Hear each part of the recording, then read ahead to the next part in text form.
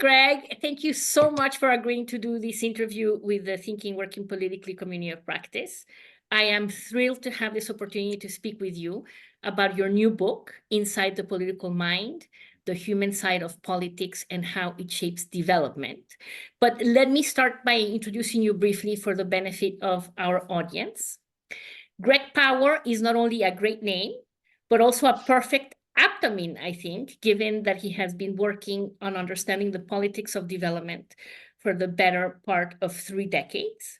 I have not known Greg all that long, thank goodness, but Greg and I have been fellow travelers on this Politics Matter journey for some time, and it has been a pleasure to get to know him and collaborate with him over the years. Greg is the founder and board member of Global Partners Governance, and he has been involved in political and parliamentary reform since the mid-1990s. Before setting up GPG in 2005, Greg was a special advisor to British ministers Robin Cook and Peter Hain, working on strategies for parliamentary reform, constitutional change, and the wider democracy agenda. Greg has worked extensively in countries across the Middle East, Sub-Saharan Africa, Central and Eastern Europe, and Latin America, advising both politicians and ministers, as well as international development organizations.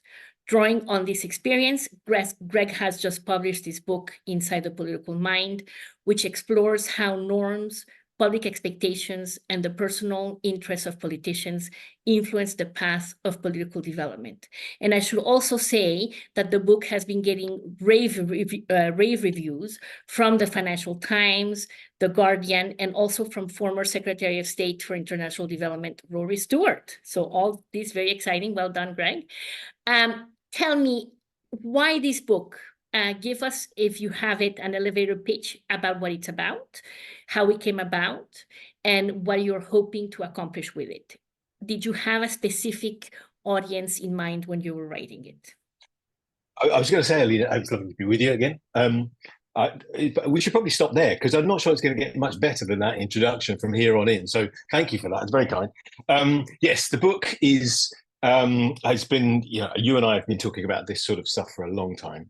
And the book is a product of, I think, partly a frustration that even despite the great strides that the Thinking Working Politically movement has made over the course of the last 10, 20 years in inserting politics into development, there are still, I think, a lot of misunderstanding and a lot of misconceptions about politicians, specifically what politicians do, why they do it, and why it matters. There's still a tendency to resort to caricaturing a lot of politicians, often seen as venal, self-serving, manipulating voters. There's still a heavy reliance on clientelism for describing what politicians do locally in particular. And actually what the book is arguing is it's much, much more nuanced than that. And if you're only, if you're only looking for clientelism, that's all you'll find. But actually what's going on is something much more nuanced, which relates to social norms, public expectations, a sense of reciprocity between voters and their politicians. And this matters for 3 reasons. I think there are 3 key points in the book. Firstly, when you look in from the outside at how politics works in a different country, often you focus on the things which you don't recognize, and there is often a tendency to think, that's a bit weird. Why are politicians behaving that way? The first point is there is always a logic to political behavior. It might not conform to what you think they should be doing, but there is always a logic there. There's a quote in there from a guy called Rory Sutherland from his book about psychologic, which is that you should never denigrate a behavior until you've worked out what purpose it really serves. And that's the first key point in the book. The second point, which relates to that, is that this matters for development because political institutions only tend to get stronger when politicians want to make them stronger. It's the politicians themselves which will accrete power to their institutions. The problem is in many of the sorts of places in which we work, they don't want to do that because they know how to get elected. This short-term imperative, they know how to work the system. And often it's that there is a tension between the formal institutions of politics and the highly informal political culture that operates in many, many places. So politicians, there isn't an immediate incentive for them to strengthen their institutions. Often it's away from their institutions to keep working informally. So that's the second point. And then the third is that the third part of the book, well, how do you align those short-term political imperatives with the longer-term objective of trying to strengthen those institutions in places where they really need stronger political institutions? It's the mother of collective action problems in that sense, about aligning the short term with the long term. And the book draws on behavioral economics, comparative politics, development, change management theory to look at how you might do that. And hopefully along the way, there are some interesting stories from the sort of 60 plus countries in which I've worked for the last 20 years. Thank you so much, Greg. That's a really great overview, I suppose, of the book and some nuggets that I want to pick up on. I think it's fair to say that politicians are perceived very negatively across the board. I mean, this is something that you were saying, that there's a perception that they're venal, that they're self-centered, that they're corrupt. I don't think this is something that only international actors do characterize them in this way. So can you share with us a story or a nugget of when politicians act in a way that is intended to work with others, support others, be it their constituents or other stakeholders? What some good aspect of the work that politicians do that we may not know or be aware of? Well, I think the examples are sort of legion, and in some ways it's difficult to pick on one or two. I mean, I've worked with hundreds of politicians over the last 20 years, and the vast majority of them go into politics because they want to achieve something. If you didn't want to do that, you could find other ways of serving yourself or making money. There is often something which drives people to seek election, to get elected to public office. So the motivations for a start, I think, are the first thing. But the second thing is that it's not just about the politicians. If we take the just going back, the logic of clientelism, which is often used as a way of looking at what politicians are doing, the assumption is that whatever they're doing locally has to equate to vote buying, that they are giving people money, getting them jobs, using their connections to sort problems out, and that this is somehow wrong. As I said earlier, it's much more nuanced than that, because in order to get elected, politicians to some extent have to do what the public expects them to do. It's not just the individual politicians who are trying to, it's often not the manipulation of gullible voters by wily politicians. Actually, where parties are weak, where the system is weak, it's often a sign of the weakness of the political parties comes out in the fact that they're having to respond to what voters are asking them to do. The problem is where the state doesn't function, individual citizens, electors, voters will need stuff immediately. So that's what politicians focus on doing, because ameliorating that problem in the short term is what their voters need and want them to do. What they would like, if you ask them, all the polls show this from Afrobarometer and elsewhere, what they would like is a stronger system. But actually getting to the stronger system often means giving up those short-term benefits now. So the politicians themselves are often locked in this cycle. And if you talk to politicians, they will talk about the importance of having to show that they have money, that they have wherewithal. That's how they get elected. They need to show that, because if you don't show that, people are much less likely to think you can deliver stuff once you are elected. So money plays a very important part of that, but it's not a simple transaction. It's much more complex than that.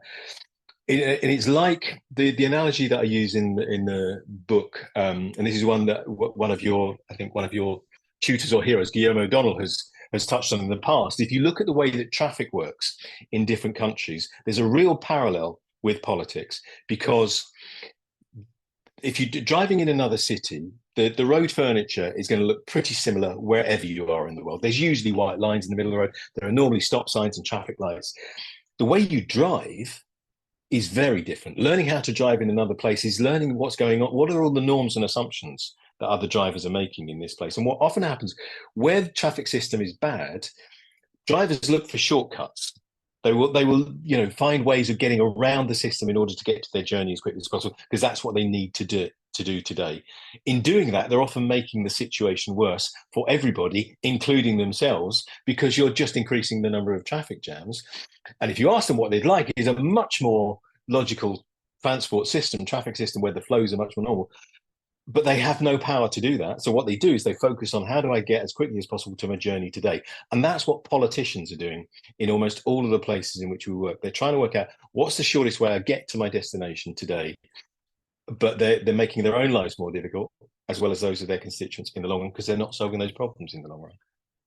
Well, I love that you mentioned O'Donnell, and I also saw that you cite James Scott in your in your book. So that's brilliant. And I also really like this analogy about the traffic.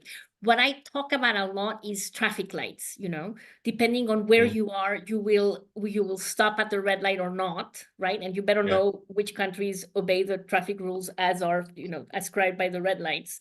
And where you need to sort of be more careful about that. So I really like that. I wanted to follow up perhaps on this and the really important point you make about the fact that the behavior may not seem logical, but it's deeply rational based on where people are. And I think one really important point that you make in your book is that individuals matter more than formal institutions, and that focusing on formal institutions on their own or formal rules on paper is not sufficient to change behavior and the way power is transacted, much of which happens in much more informal ways.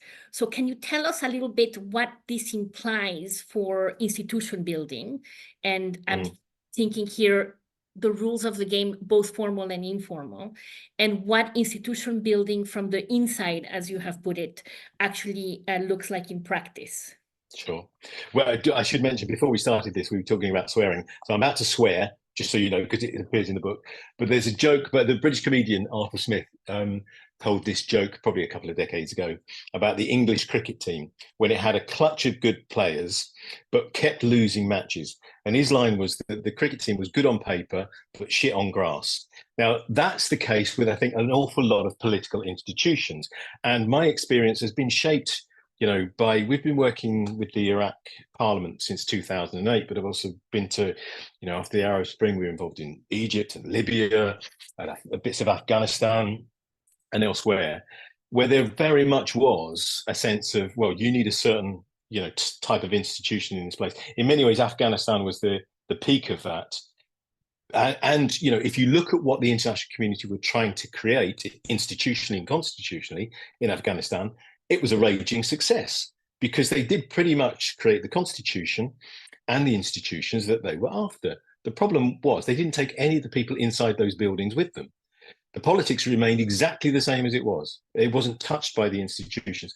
And there has been a traditional assumption, which we're moving away from over the last decade or so, that what countries with poor governance need is institutions like they look in Western Europe or North America. Actually, what you need is institutions which solve problems for the politicians and the staff and the ministers and the civil servants inside those institutions, so that form follows function.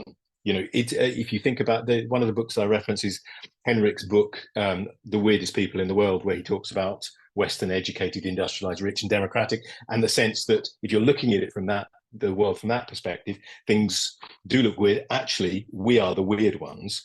Trying to insert institutions like that in another country is never going to work the way that it has done in Europe, because those institutions didn't come about as a product of rational planning. They came about as a process of what he calls myopic groping, just trying to fix problems in the short term. Those turn into norms and practices. They then become legislated and they turn into formal institutions. They were a solution to a problem. And that's what we're missing. I think so our approach very much in all the work that we do is starting with the individuals inside those institutions who ultimately have to make them work in the long term. And all of our work starts with two questions, which is, what are you trying to achieve? How can we help you achieve that? And you're trying to find fixes for those problems which really matter today, but in ways of strengthening the institution so those same problems are easier to solve tomorrow.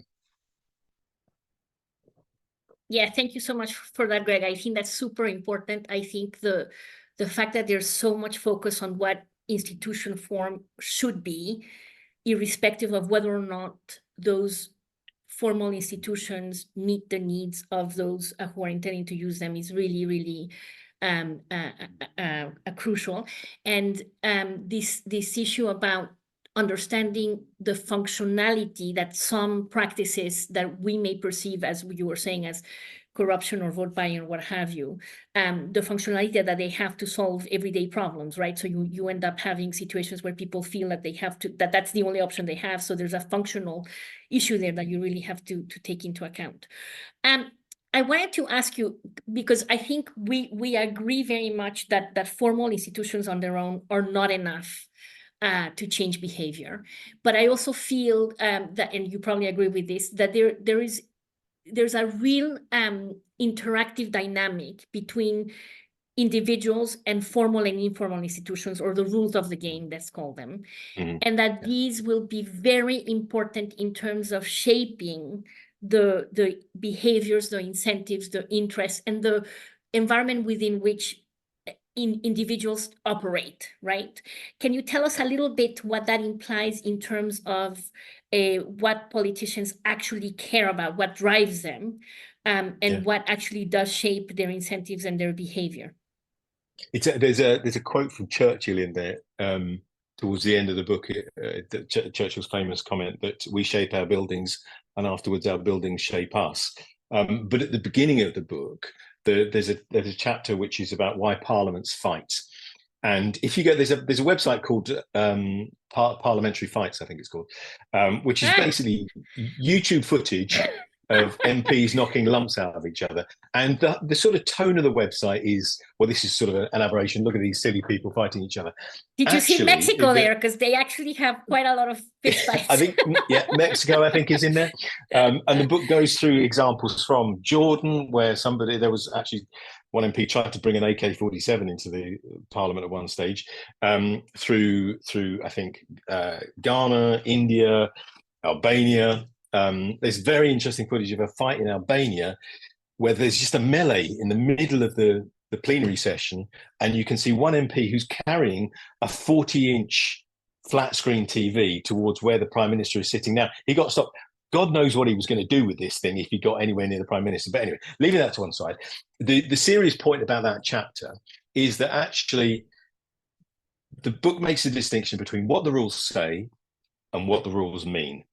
Now, in many of the places in which we worked, where, if you take Libya or Iraq, the institutions being created there, all the new politicians had to go on was what the rules say. There was no culture of parliamentary politics. There was no sense about how to engage with each other. There was very little trust between any of the politicians who'd been elected. And they all had very different ideas about what they should be doing and how the institution should work.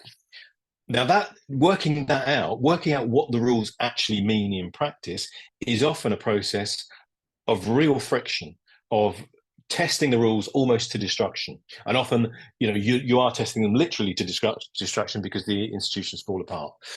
But this is what happened in the UK. It's what happened in the US. The history of Westminster is littered with fights because people were disagreeing about what the rules meant. And the point that I make in the book is that rather than seeing this as an aberration, it is a necessary part of giving the rules meaning. Interpreting all laws have to be interpreted at some level or another. And the thing about what this means in terms of development and how you strengthen institutions is to understand that in many of the places on that website, they are only, 5, 6, 10, perhaps 12 electoral cycles into what looks like democracy. These are relatively new institutions. They're still arguing about what the rules mean. The point at which fights tend to break out is when a disagreement about policy, they often start about disagreements about policy where you've got one side arguing one thing and another side arguing something else. But when they turn nasty, tends to be when there's a perception that the other side is somehow cheating, somehow bending the rules or trying to get pull one over the other side. And you can see this in, Trump's presidency in the US was characterized by this. A lot of people didn't like what he stood for, but they really didn't like the way he went about it because they thought he was just, getting rid of the rules. Similarly with Boris Johnson, ultimately his demise was down to the fact he didn't really seem to think the rules applied to him. Or Brexit, the issues in Brexit were very powerful to start with, but it became really toxic after the referendum because the Brexiters thought the Remainers were trying to overturn a legitimate decision, whilst the Remainers thought the Brexiters had only won that by deception and lies, and that's where the real toxicity comes from. So that process of getting to what the rules mean is a necessarily conflictual and argumentative process, but that's ultimately what gives the rules meaning. And then politicians, political institutions, and this is where I sort of draw on James C. Scott a bit in the book, is that institutions don't function simply because of what the rules say.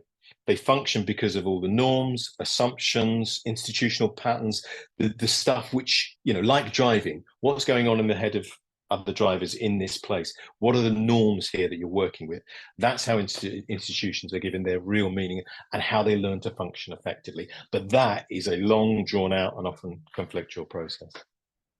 Yes, I mean, fascinating, because this issue about contestation, and even today in the most established democracies, as you were saying, you see that there's this contestation going on, and norms are shifting. The threshold of what we thought was possible, some time ago is now very different, and all of that. So, but I wanted to sort of get a sense from you, and I guess you have experience from such a broad array of countries and regions, including also the UK. Would you be able to say, in a very general way, are there specific things that drive politicians, that politicians care about? What is it that shapes their behavior and their incentives most, would you say? I mean, I don't know if it's possible to generalize at that level, but is there something that drives them? Because you're talking about the importance of understanding the incentives, but what shapes those incentives? What is it that they care about, and why? My general feeling is that, as I say in the book, that most politicians go into politics because they want to achieve something. It's not just about them. It's not about earning huge amounts of money. It's about trying to achieve something. The problem is that politics is ultimately about power and a contest for power. And you wouldn't be in politics unless you wanted to get the power to do something with it. Now, from there, I mean, it could, the politicians that I've worked with are motivated by a whole number of different things, to get into it in the first place. Where you have constituency-based electoral systems, they are often driven, once they're in the job, by responding to what constituents are asking them for, because that's how you get elected. And the key thing is, if you're asking what ultimately drives most political behavior, the key point is, I need to get re-elected next time. If I'm not re-elected, I can't do anything. So what do I need to do to get re-elected? Now, this is often looking in from the outside, and sometimes from civil society, there's a sense of, well, this is sometimes, a dirty motive that politicians have. But ultimately, if you're not elected, you can't do anything at all. And that's not to say that politicians, in terms of their behavior, is only shaped by a sense of, I have to do the thing which is going to get me elected. But a smart politician will always be thinking, with every new issue, okay, what's my take on this? What is it going to do for my chances at election? And there's a difference between those two interpretations. The vast majority of politicians are in that second camp. They have to be thinking about what it is that is going to affect my chance. How is this going to affect my chances of election? But what they do about it is then shaped, as I say, by a whole series of voter expectations, social norms, cultural mores, a sense of, just to take one example, in a couple of places, the later chapters of the book look at a bit of Malawi and a bit of Indonesia. And in both of those places, the politicians that I spoke to completely dismissed this idea that it's just about money. They were saying, yes, it's important. You have to show that you've got capacity, resources that you can use to help citizens.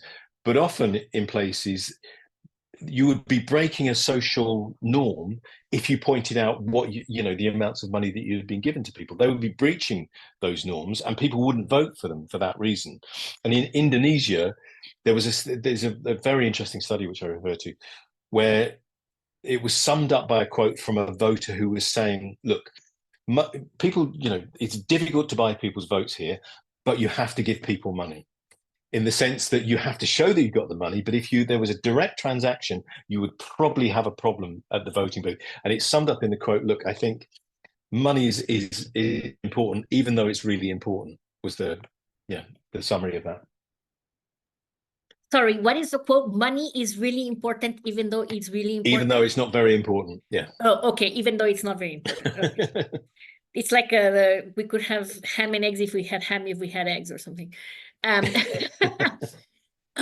me push you a little bit on that. I mean, if I take what you're saying, there is in what you're saying some optimism actually about the electoral connection between elected members of parliament or elected people who win elections and their constituents. And there's this desire and necessity to respond to them, which is the logic of democracy, right? Yeah. So that you seem to think that this is at least a plausible, if not rather present dynamic, which is very good. But I wanted to ask you, presumably MPs and other politicians have a lot of constituents. So who is it that they listen to more or less, and why? Who has access and influence? And how do they navigate? How do politicians navigate this? Because I'm assuming they cannot, satisfy everybody. So who do they tend to listen more or less to, and why? I'll take your question in two parts, if that's okay. I mean, on that second part, it varies hugely because it depends on the electoral system, and it depends ultimately, if you're going to get elected, you need to get selected in the first place.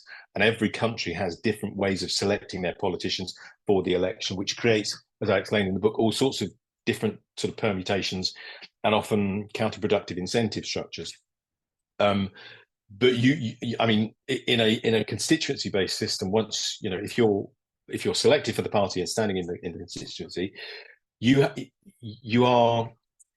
to show that you are the good part, going back to the first part of the question, the positive part is it's a highly responsive form of politics. You have to show that you are responding to what your constituents are asking you for. In list systems, where you have a proportional system and it's determined where you are on the list by the people at the top of the party, your allegiance is going to run in a different way, because in order to get elected in the first place, you need to be doing what the people at the top of the party want you to be doing, which has another distorting effect. Where the positive stuff is, going back to that first part of the question, is there are glimmers of politicians starting to do things differently. The problem with giving people what they want, giving people money, finding them jobs, is it's really expensive, it's really inefficient, and it's often very ineffective. Because there was a Tanzanian MP summed it up for me, who said, look, most of the time, each day I'm giving people money because I know that a lot of the people who come to me for ask money, if I don't give them money, they're not going to eat today. So what else can I do? And that refrain, what else can I do, reverberates in almost every conversation I've had with a politician. They feel like they're almost trapped in this cycle. But that Tanzanian politician also said, look, I know it's not solving the problem, because I know that person that I give money to is going to have to come back tomorrow or next week or 2 weeks later or a month later to ask again. But more than that, they're going to go and tell their friends, the MP helped me. They will come to me for money. And so I'm increasing demand without the ability to increase supply. There needs to be a more strategic long-term solution. Now, what's happening in a number of different places is just the sheer cost and complexity of doing that work is forcing politicians into different ways of doing this. So in Ghana, there was the example of MPs being asked to constantly pay for medical bills.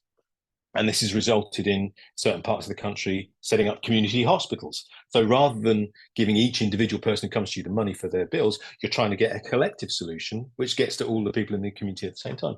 Or in Uganda a few years ago, during a budget debate, one MP stood up and said, look, I'm spending a huge amount of money buying ambulances, or, because we have no ambulances, I'm having to, pay for people to get to hospital or get dead bodies from the hospital. And in that debate, it resonated with other MPs. And despite the President Museveni's very strict instruction, vote for this budget, this is the government's budget, we expect you to vote for it, what the MPs then did from the NRM, from the governing party, moved part of the defence budget and put it into health. So to try and get a strategic solution. And it's those the sort of catch-22 element of that problem, which is forcing politicians to do things in a slightly different way and look for those strategic solutions. The challenge is convincing voters that if you're not giving them money today, you have what is called in the book other credible currencies, that you can convince your voters that I'm not going to give you money directly, but this is going into something else which is going to help everybody in the short, medium, and long term.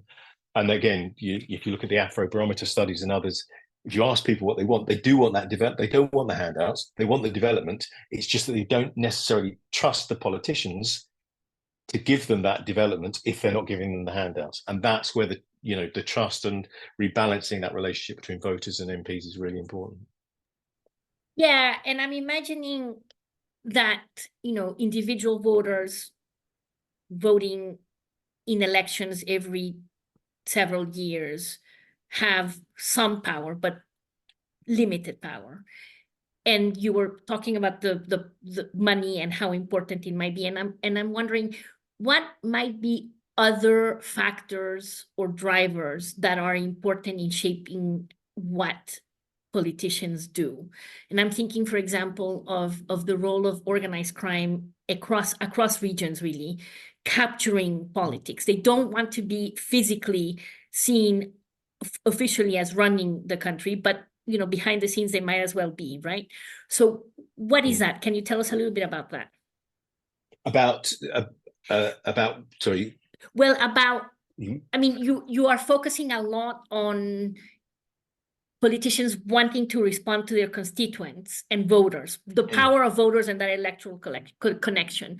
But I'm wondering, about perhaps bigger forces that also are important for politicians and they take into account. And in this case, for example, money, whether it's licit, a lot of money goes into politics, and I imagine you influence politicians in that way through a legal official way, but also through, the huge amounts of sums of money and other carrots and sticks, if you will, that organized crime, for example, presents politicians with. So can you tell us a little bit about those bigger pressures and how they came about in your book, if they do? I don't touch on it hugely. It's certainly not really on the organised crime overlap between that and politics, but there is a large part of the book which is about how, one of the chapters is about how the history of machine politics and how clientelism works and how it changes. Because again, looking at Europe, North America, machine politics is a phrase which comes from the USA. Large parts of European politics were and still are highly clientelistic in the way that they work. And the chapter looks at how, if you take it focuses on South Africa and the parable of the ANC in many ways, which went from being one of the most, possibly the most fated liberation movement and widely supported liberation movement in the world, to one of the most corrupt and venal and dysfunctional political parties, because the way in which the party started to eat the state. And what you're ending up with, the point of that chapter is that at a certain point, the costs of operating that way become too high for the people involved in the system to actually sustain it. And once there is an alternative to that, once there is a better way of doing it, which doesn't involve corruption, which doesn't involve clientelism, politicians will take it and take it very quickly.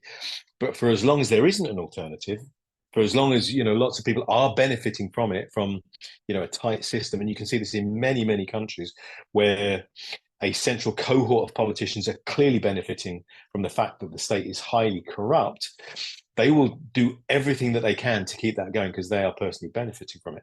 At a certain point, though, the state tilts over and collapses because, as we're sort of seeing in South Africa at the moment, we've got an election coming up in South Africa in the next couple of weeks, and it's a test for the ANC. The ANC is fracturing in all sorts of different ways as a result of that, because quite simply, the state is not delivering to its citizens what the citizens expect the state to deliver. And at that point, everything is up for grabs. Yeah, it's the year of elections everywhere, so we're all holding our collective breath. Let me perhaps switch gears a little bit and ask you, sort of in our world in international development, and sort of with this important emphasis on the fact that it's not just the formal rules, it's the informal rules, institution building, as a way that you have talked about it. Where have you seen interesting examples of international actors actually supporting efforts to promote political change that are more attuned to those realities and have responded more effectively? Are there examples? And if there are examples, what has enabled those international actors supporting these efforts to do that? I think, sadly, there's more examples of it not being done well than it being done well. And I think most of the examples of where it has been done well are the ones which most of the TWP community will know about already. The sort of stuff that the Asia Foundation has done, the stuff that ODI was looking at the last decade or so. There are all sorts of examples, and they are about, you know, the politically smart, agile, adaptive programs. To sound slightly depressing, it often tends to rely on very talented and politically astute individuals sitting at the center of those projects, but also the funding mechanism giving them enough flexibility to make mistakes and to iterate. And we've had ups and downs with this. I mean, our work is funded by a whole variety of different international development agencies, all of which have their strengths and weaknesses, but all of them ultimately have to justify what they're doing to the taxpayer at some point. So there is a tendency to show us impact, show us value for money. The unit cost needs to be driven down. Actually, that often restricts your ability to do stuff which is genuinely politically agile and genuinely adaptive, because again, as I say, in the last part of the book, there's 4 broad principles which I say need to govern these sorts of projects when you're dealing with politics. The first is individuals over institutions. Focus on the individuals. But I mean, I've had this conversation last week with one of our funders saying, well, can you show us an institutional effect of this? How have you changed some rules? I'm saying that, no, you're looking at the wrong thing. That you need to be thinking about behavior. Ultimately, the rules are a sort of nudge, but the impact comes from, are politicians doing things slightly differently, and are they going to sustain those things?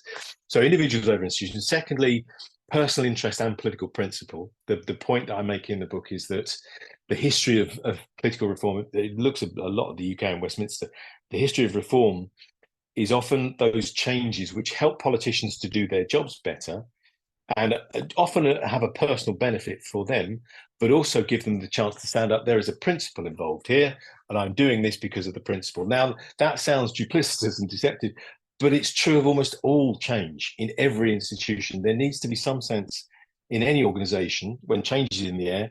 Your first thought is, how is this going to affect me as an individual? You might believe in the principle, but if it's going to make your job more difficult, you're going to think, well, do I want to do it this way? And the thing about politicians is that they control how their institutions run. So you need constantly to be appealing to both the altruistic and the egotistical sides of the brain at the same time. The third is reciprocity as a tool for reform. Understand that politics is a huge network ecosystem of reciprocal altruism operating at many, many different levels. If you take something out, the sense of reciprocity shifts, and you often have to have that balance. That sense of what's in it for me is often a key question for not just for politicians, but also for voters as well, being willing to shift. And then the fourth is think big, act small. There is a tendency, Duflo and Banerjee's work on development is very interesting in this, and they sort of make this point that a lot of international assistance, and I think everybody sort of listening to this, watching this will be familiar with going through a project document where you have to promise to do all sorts of things in the next 4 years, and you'll get asked by the funder, have you done this? Right, can you insert something on that? Can you put something in there? And the way they sum it up is that often development projects are premised on the basis that we shouldn't do anything unless we can do everything. You have to be promising to cover all sorts of things at the same time. Well, actually, it's the very discrete targeted projects which are often far more effective. They don't promise to do everything, but we're going to get change in this small space. But if we can get change in this small space, you've got a model, you've got a proof of concept, which you can then replicate elsewhere. And that's what we're aiming for. But for all the reasons that we know about in terms of aid budgets, management, and minimizing administration, there is still a preference for bigger budgets rather than smaller ones, which might generate that sort of innovative entrepreneurial change. It sounds like international development actors also have a lot of constituents that they have to keep happy, and they're also sort of absolutely. They're also trying to navigate in perhaps not the most efficient ways, figuring out what to do. So that's actually really interesting.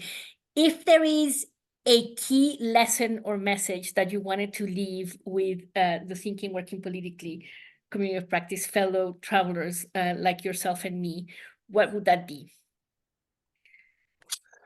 I go back to where I started. I think the key point of the book is that political behavior is always logical, but possibly not rational, in the sense that you need, as I said earlier, never denigrate behavior unless you've worked out what purpose it really serves. There will be a reason why politics works the way that it does in a particular country.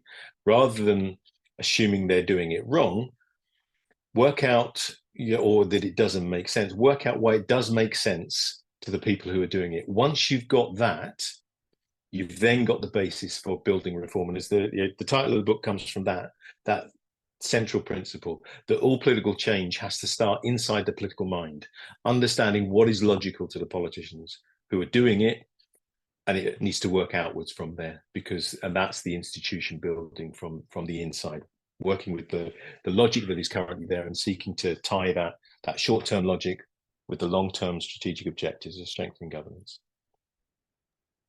Thank you so much, Greg. That was fantastic. And I think with your last point, I can say that that's exactly what at least the thinking part of Thinking Working Politically is about, understanding why things work the way they do and have that logic, and not think about, oh, well, this should look like that because, otherwise it's completely irrational. So that very much resonates with the community. And thank you so much for your time.